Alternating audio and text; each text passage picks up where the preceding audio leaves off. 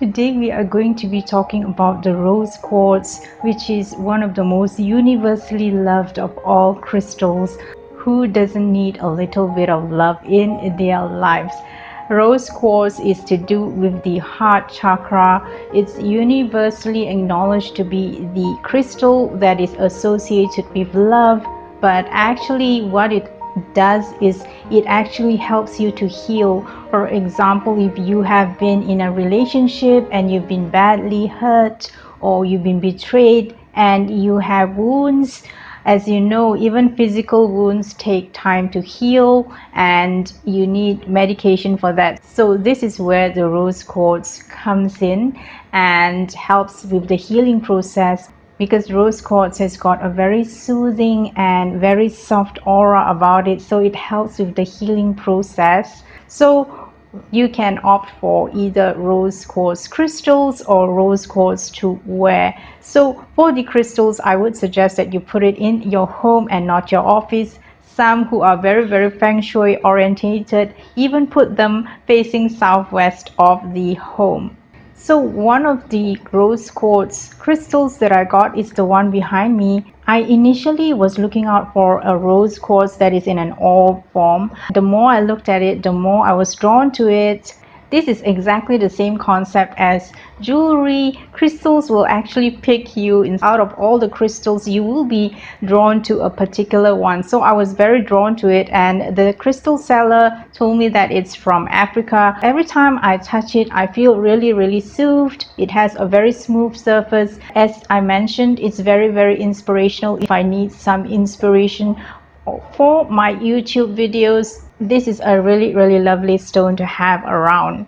You can also opt for rose quartz jewelry like the one that I have. So let's get on with the first rose quartz. The most stupendous rose quartz jewelry that I have in my collection, and I'm wearing it with pride because this is an artisanal piece made by someone in my hometown. I was initially drawn to it more because of the centerpiece, which is made up of clay. This is handmade. She made it from clay, and then she hand painted some sort of what looks like a sakura floral bloom on it, which is almost similar to the orb that I have behind me, which is not rose quartz. I think it's belong to another crystal family. So this one also, it reminds me of the sakura print. My mom has always loved the sakura print because she's Korean, so I'm always drawn to it, and I always feel that the sakura print represents a new start, a new beginning. And then all around the necklace, as you can see, is a rose quartz beads. If you are enjoying this content, please take a moment to consider subscribing to my channel. Your subscription would definitely help my channel to grow. Subscription is absolutely free. Please don't go away, because I have got a few more fabulous pieces of rose quartz jewelry to share with you. So let's get on with the next piece. This is one of my favorite necklaces that I have in my collection because this is very understated and elegant, so I usually wear this to the office. This is an artisanal piece made by a Japanese lady who was one of the suppliers to my boutique as well. So she's very talented. She does her own jewelry. It's a combination of dark gray keishi pearls with rose quartz, and it also comes with matching earrings that is also in the same keishi pearls. So this is very understated and very dainty. I often wear this to the office because it's very sleek looking, and it has a lot of multicolored gemstones in it, such as labradorite, citrine, smoky quartz, rose quartz, and it's really such a beautiful combination of colors. I always think you should get the most mileage out of your jewelry. After all, you have invested in the jewelry. Is meant to be worn, not to be collecting dust in the bank vault. So I have worn it together with a corporate looking blouse. This is a very simple cut, simple clean lines. It's got some very tiny pleats in front of the blouse. It has a high collar. I love the color of this blouse. It's in a dove gray color, so it's sort of a combination of sky blue and gray.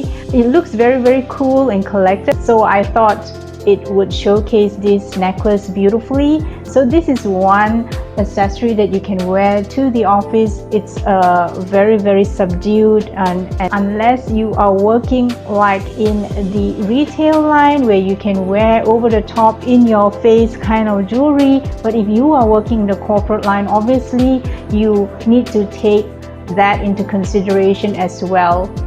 As I mentioned so many times, jewelry always gives you a finished, polished look. So this one is really special. Even if I were to go on the internet and online, I can never find something that is close to this. It sort of reminds me of pink jade as well, and I love it because the orb is very substantial in size. The radiance and the iridescence of this rose quartz is almost like an opal. From the side as well, it's really quite a chunky piece. So what I love about this as well is the butterfly that is sitting on top of the orb. The butterfly is made up of amethyst. So if you know about precious stones and crystals, amethyst has got even a higher vibration than rose quartz in terms of the stone of love. So you have the combination of the amethyst with the rose quartz. What more could you ask for?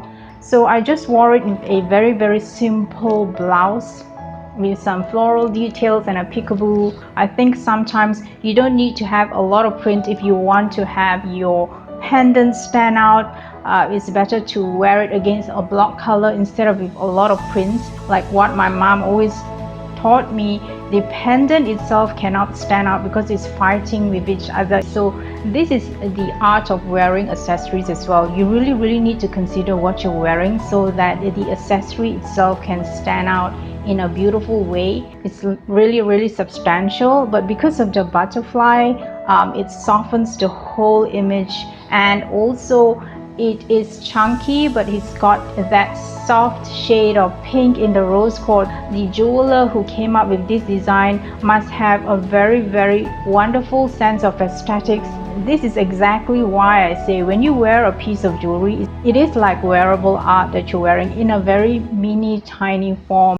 As always, I will be linking some other videos that I've done so that you can feel free to browse through them.